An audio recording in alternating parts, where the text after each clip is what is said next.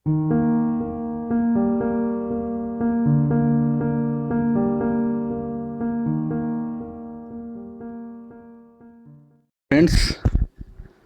आज मैं गांव में एकदम शांत वातावरण में चांदनी रात में छत पे आपके लिए वीडियो बना रहा हूँ। आशा है आपके लिए बहुत यूज़फुल होगा। आज हम माइक्रो टेस्ट सीरीज़ नंबर 12 में पढ़ेंगे अल्बर्ट एस बांडुरा का मॉडल सामाजिक सीखना या सामाजिक संज्ञानात्मक सीखना। बहुत ही महत्वपूर्ण है। अगर लास्ट तक ध्यान से सुनना, ध्यान से समझना सारी चीज़ों को। इन फ्यूचर आप बांडुरा के बारे में कोई भी एग्ज़ाम में जो प्रश्न आया उसको कर देंगे, ये मेरा विश्वास है। आज की सीरीज़ शुरू करने से पहले लास्ट वाले वीडियो में हमने आपसे एक सवाल पूछा था। 4 बुक्स के नाम थे कि कौन सी बुक स्किनर ने नहीं लिखी है, और 4 ऑप्शंस थे उसमें। पहला ऑप्शन था a matter of consequences, second option था science and human behaviour, third option था कंडीशनड रिफ्लेक्सेस, और फोर्थ ऑप्शन था बियॉन्ड फ्रीडम एंड डिग्निटी। आपके लेस देन 40% आंसर सही थे। एक्चुअली सही आंसर इसमें है option number 3, conditioned reflexes. Conditioned reflexes नाम आते ही आपको समझ लेना है CR थियरी किसने दी थी? इयान पेट्रोविच पेवलोव ने दी थी। तो ये पेवलोव की बुक है कंडीशनड रिफ्लेक्सेस। बाकी तीनों स्किनर की बुक हैं, a matter of consequences, science and human behaviour और beyond freedom and dignity. Okay, तो लास्ट वाले का जवाब था कंडीशनड रिफ्लेक्सेस, ऑप्शन नंबर 3। और अब आज बात करते हैं हम अल्बर्ट एस बांडुरा की। तो देखो, मैं 2-3 चीज़ें आपको बता दूं। बांडुरा के कुछ बेहतरीन महत्वपूर्ण कॉन्सेप्ट हैं जो हम आज पढ़ेंगे, जिनमें सेल्फ एफिकेसी क्या है वो आप जानोगे, जरूर प्रश्न आता है। ये सारे क्वेश्चन परीक्षाओं में आए हुए मैंने लिए हैं। सेल्फ एफिकेसी के बारे में जानेंगे, सेल्फ रेगुलेशन के बारे में जानेंगे। एक बहुत महत्वपूर्ण टर्म उन्होंने दी है रेसिप्रोकल डिटर्मिनिज्म। रेसिप्रोकल डिटर्मिनिज्म इसको हिंदी में बोलते हैं अन्योन्य निर्धारक। इसकी हम बात करेंगे, ठीक है। लेकिन सबसे पहले मैं आपको बता दूं, Albert S बांडुरा basically Canadian US psychologist हैं, जिन्होंने एक बेहतरीन बात बताई, एक अलग सा मॉडल दिया। हालांकि ये स्किनर से प्रभावित थे, थॉर्नडाइक से प्रभावित थे, लेकिन इन्होंने अपना एक ऐसा मॉडल दिया जिसमें इन्होंने बताया कि साहब, आप कहते हैं कि हम कुछ करके सीखें, ठीक है ना, स्टिमुलस के कारण से रिस्पॉन्स होगा। इससे थोड़ी सी आगे हटके इन्होंने एक बात बताई। इन्होंने कहा कि बहुत बार ऐसा होता है कि हम दूसरों को देखकर, उनका ऑब्जर्वेशन करके, उनका इमिटेशन करके, मॉडलिंग के द्वारा भी सीखते हैं। इसके लिए उन्होंने एक टर्म दिया था वाइकेरियस लर्निंग। तो वाइकेरियस लर्निंग एक तरीके से अप्रत्यक्ष प्रकार का सीखना है, जिसमें हम खुद कुछ नहीं करते, हैंड्स ऑन एक्टिविटी नहीं होती, बल्कि कोई दूसरे कर रहे हैं, उनको हम देख के, उनकी चीज़ों को ऑब्जर्व करके, उनकी चीज़ों को इमिटेट करके, उनकी चीज़ों को कॉपी करके उनके जैसा ही कर देते हैं। तो ये भी एक सीखने का प्रकार है जो बहुत प्रसिद्ध हुआ। ये सामाजिक सीखना या प्रेक्षणात्मक सीखना या अवलोकन द्वारा सीखना या अनुकरण द्वारा सीखना या लर्निंग बाय ऑब्जर्वेशन या लर्निंग बाय इमिटेशन के नाम से बहुत प्रसिद्ध हुआ, और बहुत बार परीक्षाओं में ये सारे नाम आ चुके हैं। एक्चुअली अल्बर्ट बांडुरा ने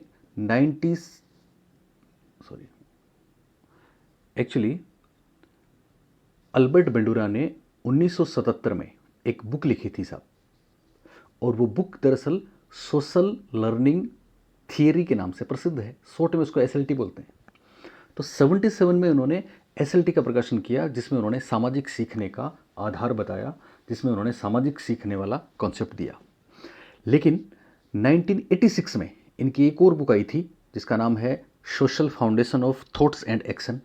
इसमें उन्होंने ये बताया कि साहब, सामाजिक सीखने में भी संज्ञानात्मक एस्पेक्ट है, सामाजिक सीखने में भी कॉग्निटिव लर्निंग का बहुत बड़ा रोल है, क्योंकि मनुष्य इंफॉर्मेशन प्रोसेसिंग करता है और वो केवल स्टिमुलस के प्रति रिस्पॉन्ड नहीं करता, बल्कि बीच में थिंकिंग जैसे एस्पेक्ट भी आते हैं। इसलिए 1986 में बांडुरा ने SLT के साथ CLT को और जोड़ दिया। SLT था सोशल लर्निंग थ्योरी और CLT था कॉग्निटिव लर्निंग थ्योरी।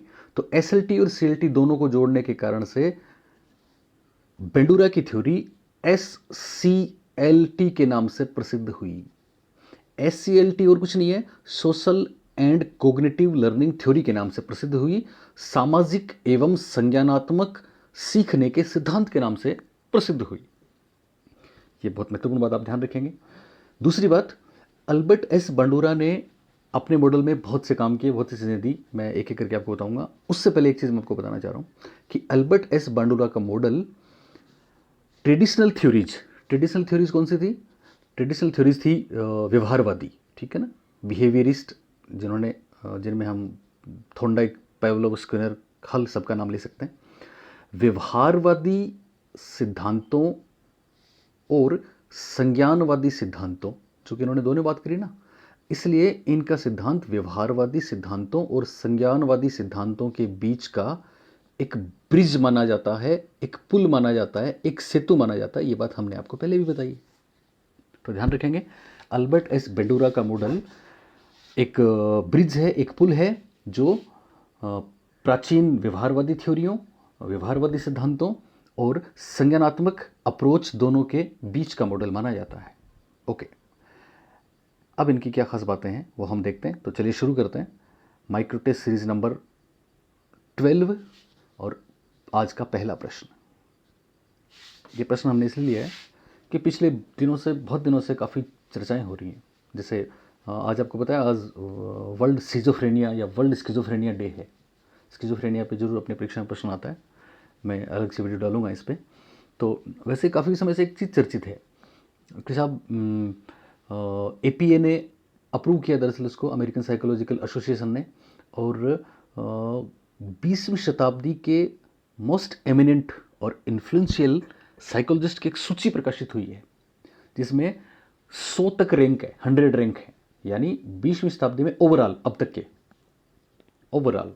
जैसे कई बार आप देखते हो ना, क्रिकेट की टीम बनती है, ओवरऑल विजडम टीम बनाता है, ऑस्ट्रेलिया में टीम बनती है जिसमें सचिन कैप्टन बनते हैं, तो वो ओवरऑल है, लाइफ टाइम।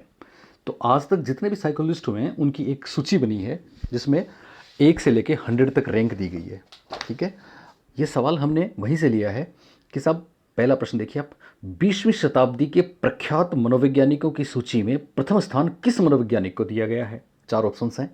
पहला ऑप्शन है B.F. स्किनर, दूसरा है जीन पियाजे, तीसरा ऑप्शन है सिगमंड फ्रॉइड और चौथा ऑप्शन है अल्बर्ट बंडूरा। तो क्या आप जानते हैं टॉप कौन करता है इस रैंक को?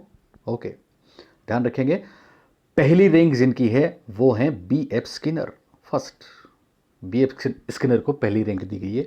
और ये मैंने जो 4 ऑप्शन दिए हैं, ये दरअसल पहले 4 साइकोलॉजिस्ट हैं जिनको ये 100 वाली जो लिस्ट है उसमें टॉप 4 रैंक दी गई है। पहली रैंक B.F. स्किनर की है, दूसरी रैंक जीन पियाजे साहब को दी गई है, तीसरी रैंक सिगमंड फ्रॉइड साहब को दी गई है और चौथी रैंक अल्बर्ट बंडूरा को दी गई है। तो याद रखेंगे, अल्बर्ट बंडूरा को 4th रैंक है। इस सूची को टॉप किया है B.F. स्किनर ने, सेकंड स्थान पे हैं जीन पियाजे और थर्ड वन है सिगमंड फ्रॉइड। तो पहला प्रश्न। अब चलते हैं दूसरे प्रश्न पे। दूसरा प्रश्न देखिए, अल्बर्ट बंडूरा के सीखने के सिद्धांत में शामिल चरण नहीं है। देखो, मैंने बाइलिंगुअल तो नहीं लिया, लेकिन जहां जरूरत पड़ी मैं इंग्लिश के टर्म्स लेता हूं, ठीक है, बोलिए भी है। तो अल्बर्ट बंडूरा के सीखने के सिद्धांत में कौन सा चरण शामिल नहीं है? पहला ऑप्शन है अवधान, अटेंशन, दूसरा ऑप्शन है स्मरण, रिटेंशन, तीसरा ऑप्शन है चिंतन, थिंकिंग, और चौथा ऑप्शन है प्रेरणा, मोटिवेशन। तो देखो, मैं आपको बता दूं, बंडूरा ने 4 स्टेप बताए हैं मॉडलिंग थियरी के, और ये मॉडलिंग के 4 तत्व भी माने जाते हैं, ये मॉडलिंग के 4 महत्वपूर्ण कॉन्सेप्ट भी माने जाते हैं, ठीक है। और वो हैं, पहला है अटेंशन, दूसरा होता है रिटेंशन, तीसरा होता है रिप्रोडक्शन और चौथा होता है मोटिवेशन। यानी सब, अटेंशन का मतलब है सबसे पहले हम जो हमें अच्छा लगता है, जो मॉडल है, जो आकर्षक है, जो प्रभावित करता है हमें, हम उसको ध्यान से देखते हैं, ध्यान से देखने को बोलते हैं अटेंशन।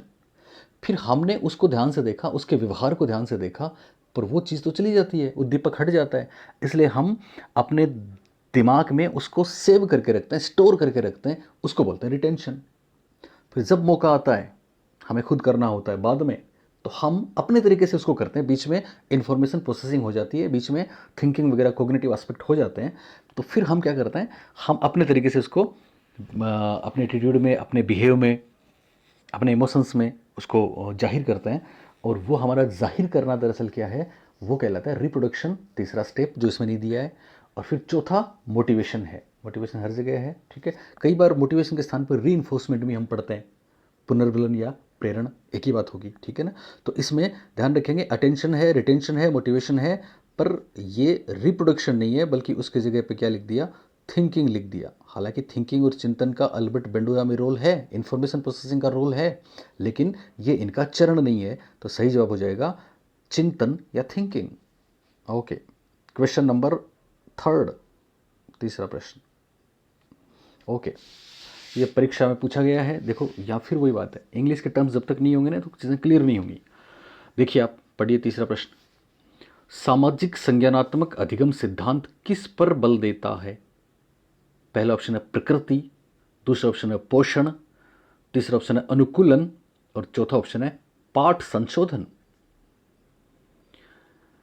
इंग्लिश में नेचर, नर्चर, एडेप्टेशन, अमेंडेशन। तो ध्यान देंगे, अनुकूलन जेन पियाजा ने दिया था। पाठ संशोधन क्या होता है? पाठ संशोधन का मतलब किसी चीज़ में कोई एरर है तो हम उसको करेक्ट करते हैं, तो ये टेक्स्ट बुक वगैरह में होता है अमेंडेशन। ओके, तो ये दोनों नहीं है। अब बचे दो, नेचर और नर्चर। तो याद करें, नेचर प्रकृति क्या था, याद है आपको? नेचर था हेरिडिटी, नेचर था वंशानुक्रम, नेचर थी अनुवांशिकता। नेचर क्या है? अनुवांशिकता। पढ़ते ना बहुत बार, नेचर नर्चर विवाद। अनुवांशिकता वो जीन्स वाले गुण हैं जो हमें अपने पेरेंट्स से और फोरफादर से मिलते हैं। और पोषण क्या है? नर्चर क्या है? नर्चर है वातावरण। नर्चर क्या है? वातावरण। तो बताएंगे आप, बेंडूरा किस पे बल देते हैं, अनुवांशिकता पर या वातावरण पर? जवाब है वातावरण पर, इसलिए इसका आंसर हो जाएगा पोषण, नर्चर। Okay, sorry. तो थर्ड का आंसर, सामाजिक संज्ञानात्मक अधिगम सिद्धांत किस पर बल देता है? नेचर पर बल नहीं देता, अनुवांशिकता पर बल नहीं देता, हेरिडिटी पर बल नहीं देता, बल्कि किस पर देता है? वातावरण पर देता है, पोषण पर देता है, प्रकृति पर देता है। ओके, अब है फोर्थ वन, चौथा प्रश्न। तो देखिए साहब, चौथा प्रश्न, अल्बर्ट बेंडूरा ने सामाजिक अधिगम की संपूर्ण प्रक्रिया के लिए कौन सा पद प्रयुक्त किया? ऑप्शंस देखिए, पहला है पुनर्बलन, रीइंफोर्समेंट, दूसरा है मॉडलिंग, तीसरा ऑप्शन है अनुबंधन, कंडीशनिंग, और चौथा ऑप्शन है स्व सामर्थ्य, सेल्फ एफिकेसी। तो ध्यान देंगे, हालांकि स्व सामर्थ्य बेंडूरा ने दिया है, पर यहाँ संपूर्ण प्रक्रिया में कौन सा पद रहता है? तो याद रखना, एक महत्वपूर्ण बात, अल्बर्ट बेंडूरा का मॉडल 3 चीज़ों पर टिका हुआ है। एक तो है इमिटेशन, इमिटेशन को बोलते हैं अनुकरण। दूसरा है ऑब्जर्वेशन, ऑब्जर्वेशन को बोलते हैं अवलोकन।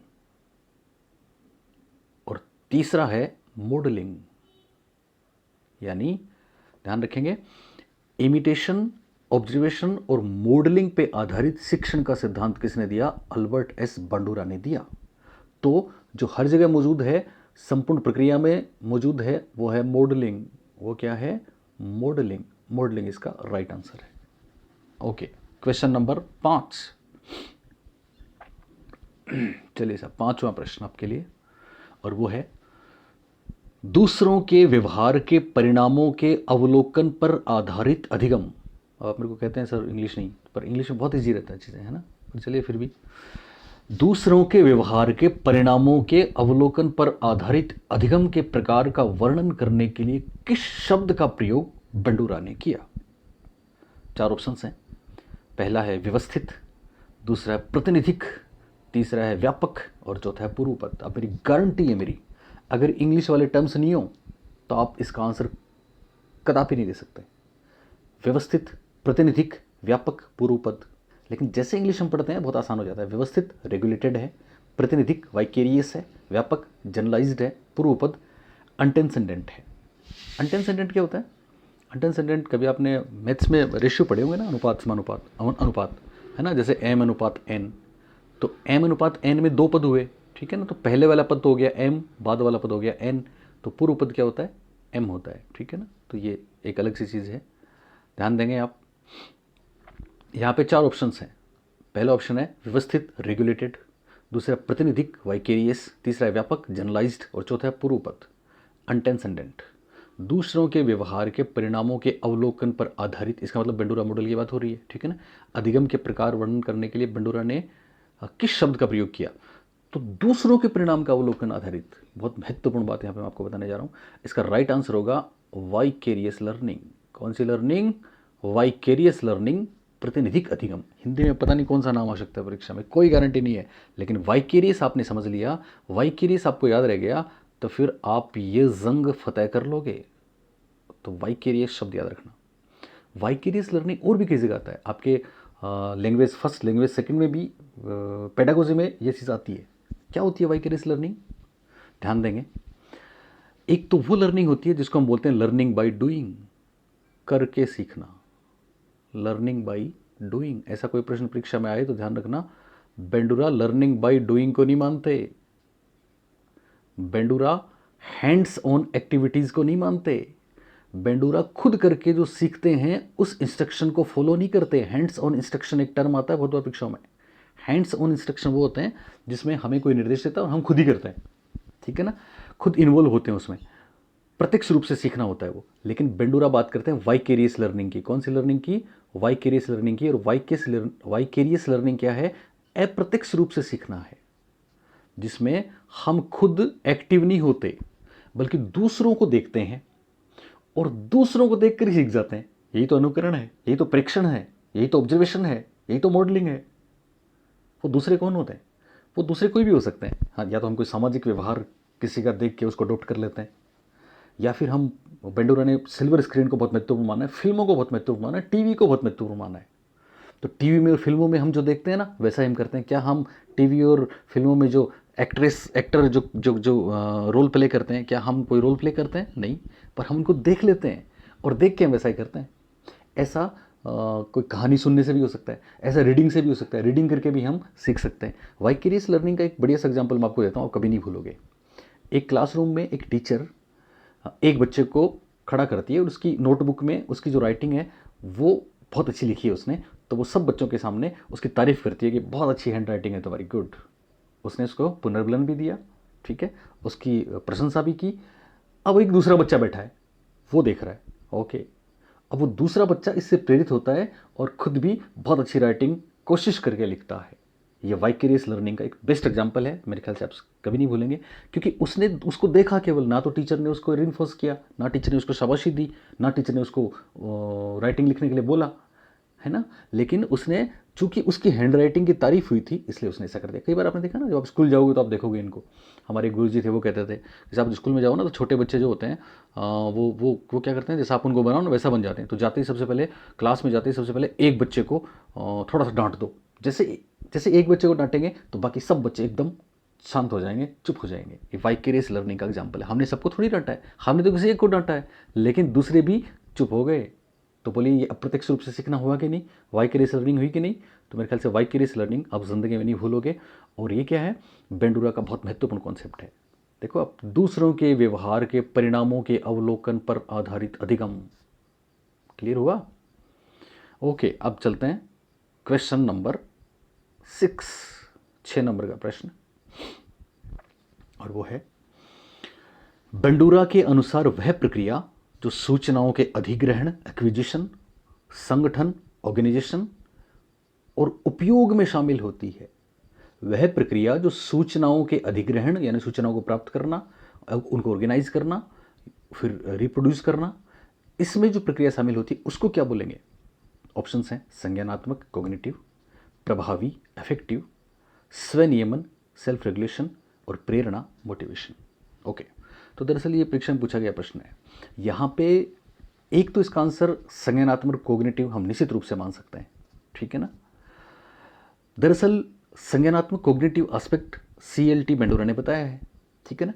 पर यहाँ मैं पहले आपको एक चीज़ और बताता हूँ, ये स्वनियमन और सेल्फ रेगुलेशन जो टर्म है वो बेंडुरा ने दी है, ये इस प्रश्न का आंसर हम यहाँ पे मानेंगे।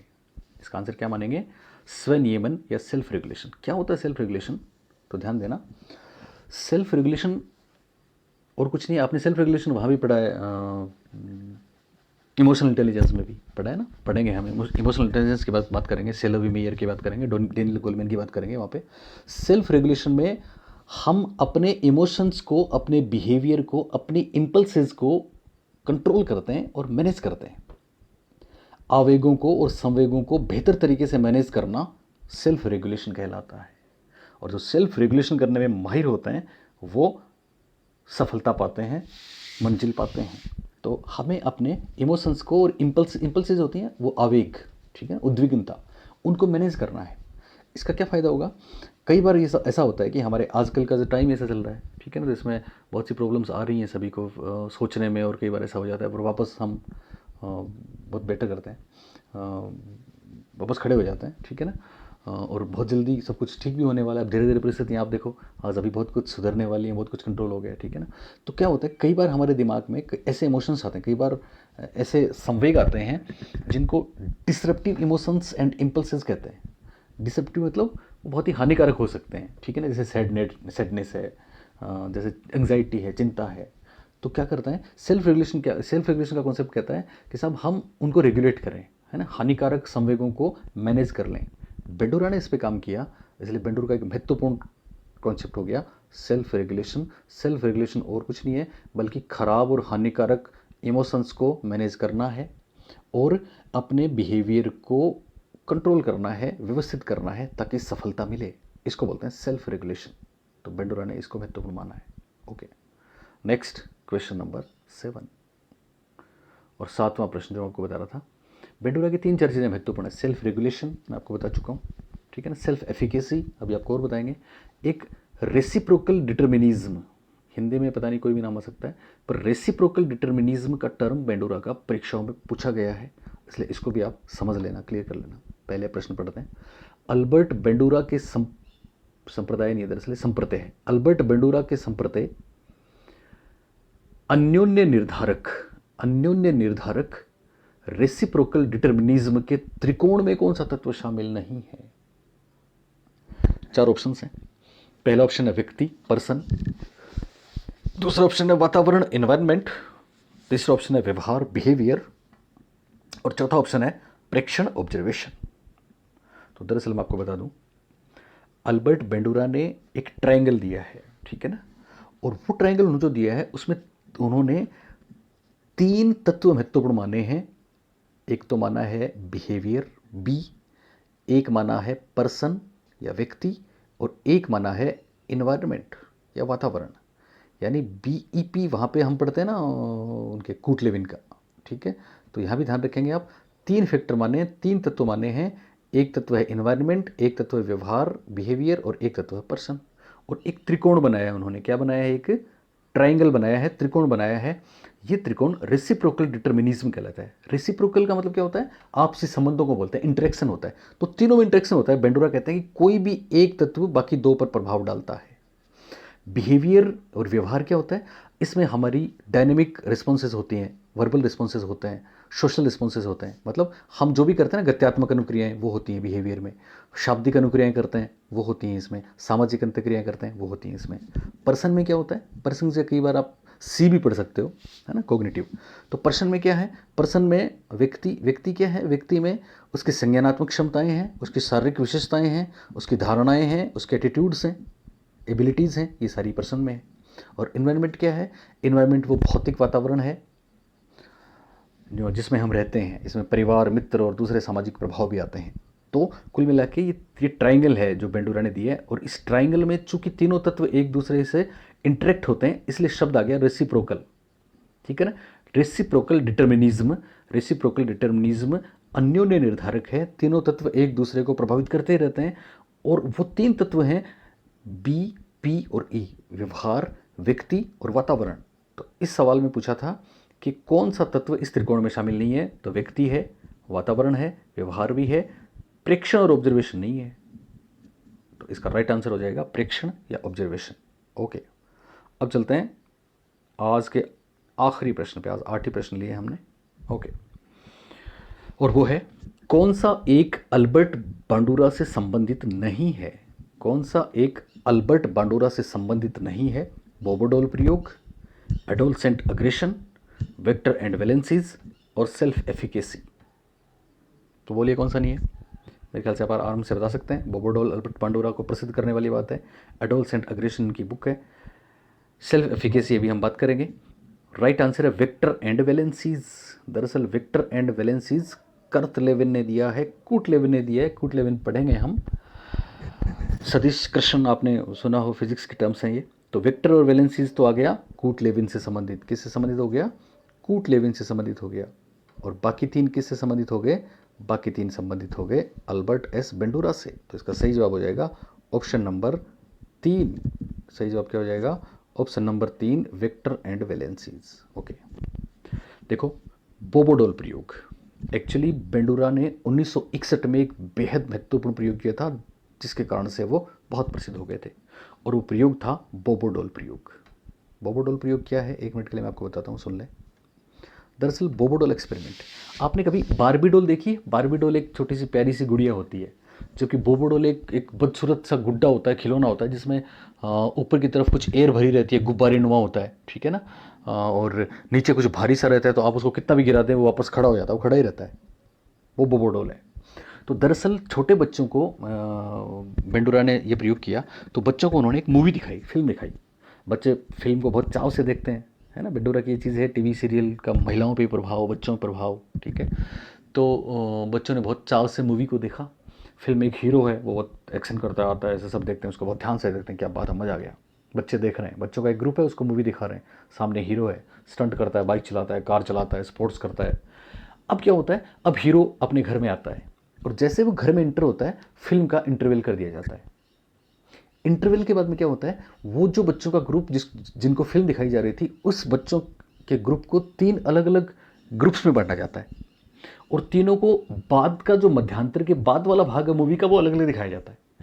एक ग्रुप को ऐसा दिखाया जाता है कि फिल्म का हीरो जैसे अपने घर में जाता है, बहुत से खिलौने रखे हैं, खिलौनों के बीच में बोबोडोल भी रखा हुआ है, कैमरा बोबोडोल पे जाता है, मतलब हीरो बोबोडोल को देखता है, तो वो हीरो बोबोडोल के साथ खेलता है, उसको प्यार करता है, बाकी खिलौनों की तरफ देखता भी नहीं है।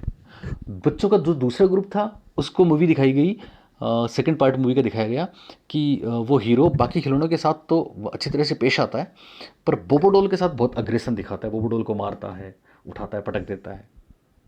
और तीसरे ग्रुप को दिखाया गया कि साहब वो हीरो बोबोडोल की तरफ देखता भी नहीं है, न्यूट्रल रहता है।